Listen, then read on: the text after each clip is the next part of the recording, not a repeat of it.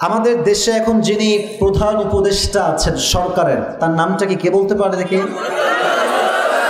ইউনূস সাহেবকে আমরা কোনো হিংসার চোখে নয়, ভালোবাসার চোখে দেখতে চাই। আমাদের কথা, আপনি কোরআন দিয়ে দেশ চালাবেন, বাংলাদেশের প্রত্যেকটা মুমিন মুসলমান আপনার হাতে হাত রেখে দেশকে সামনের দিকে এগিয়ে নিয়ে যাবে।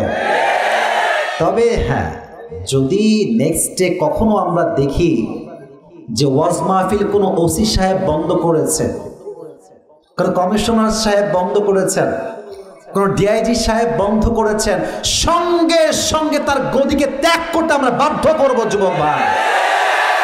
আল্লাহর জমিনে আল্লাহর কথা হবে, কারো পারমিশন লাগবে না। আমরা নিজেরা যেমন করে মন চায় তেমন করে কথা বলবো। আচ্ছা, কোরআনের রাজ এই দেশে কায়েম হোক, আমরা সবাই চাই কি চাই না? এই মাইকম্যান কোথায়, একটু ভালো করে বেঁধে দাও তো, তোমার মাইক তো বারবার ডান বাম করে তেরিং বিং করছে, এটাকে একটু বেঁধে দাও প্রিয় ভাই আমার। আচ্ছা, এই দেশে যদি ইসলামের রাজ কায়েম করতে হয়, যুবকদেরকে ইসলামের পথে আসার দরকার। যুবক ভাইয়েরা আছে না নাই?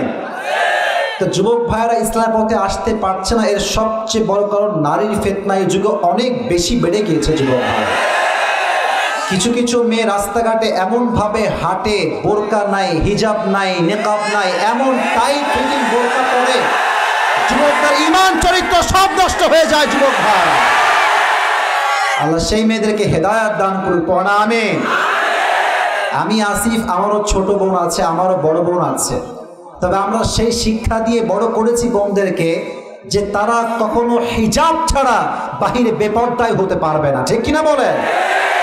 আমি বাপ, মেয়ের বাপ, আমি যদি বলি আমার মেয়ে বেপরদায় গেলেও ঠ্যাং ভেঙে ফেলবো, মেয়ের কোনো ক্ষমতা না বাহিরে বেপরদা বের হওয়ার। যুবক ভাই, সবচেয়ে বড় দোষ কিন্তু বাপেরই এখানে। বাপেরা সুযোগ দেয়, বয়স তো কম, যাক না একটু ঘুরু। এরকম বাপ যুবক ভাইরা, মুরব্বী আব্বাজানরা আছে না? আছে না? আজকে যেই মেয়ের বয়স 16 বছর পার্কে প্রেম করছে, ওর 17 বছর আসার আগেই ওর সতীত্ব হারিয়ে যাবে, ওর সম্মান মাটির নিচে মিশে যাবে। যুবক ভাইরা, অতএব এই দেশে ইসলামের রাজ কায়েম করতে হলে যুবকদেরকে আল্লাহর পথে আসতে হবে। আর যুবকদেরকে আল্লাহর পথে আসতে হলে প্রত্যেকটা নারীর জন্য পর্দাকে বাধ্যতামূলক করতে হবে। যুবক ভাই, আল্লাহ প্রত্যেকটা মা বোনকে বোঝার তৌফিক দান করুক। আমরা সকলেই পড়ছি আমিন।